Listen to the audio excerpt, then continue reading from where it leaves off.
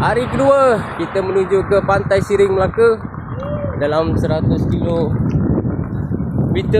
Tak tahulah boleh sampai ke tidak.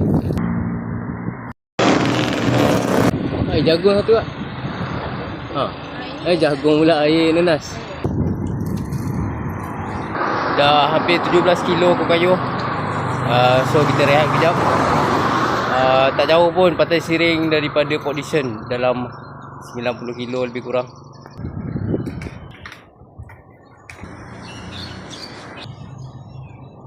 Air tebu pula kita kena. So kalau kayu tengah-tengah panas ni memang kena order air banyak-banyak supaya korang tak dehydration. Kat sini bukit tak ada tinggi sangat sebab tak ada flyover ke apa. Cuma jalan berbukit-bukit sikit macam ni lah. Lawa pula laluan Tanjung Agas ni. Mesti best duduk sini. Kemai lawa lagi. Jeti dia pun penuh orang mancing bawah.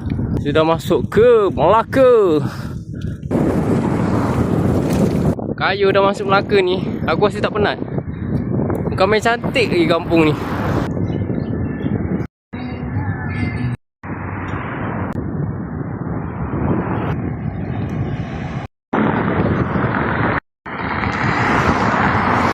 Banyak gila bus stop macam ni. Setiap kali 300 meter ada. Aku apa lagi, berhenti je lah. Kita lepak sekejap dulu. Setelah 10 kilo aku kayuh, aku baru perasan aku tertinggal spare kat bus stop ni. Aduh.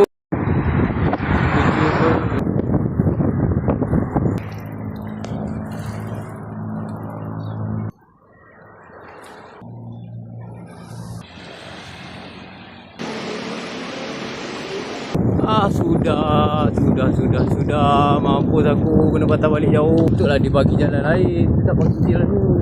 Ada kena askar dalam ni. Balik ke map ada jalan.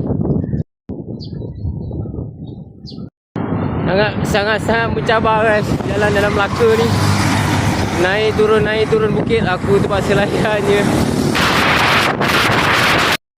Sudah pukul 7.30 guys. Ada dalam 20 km lagi.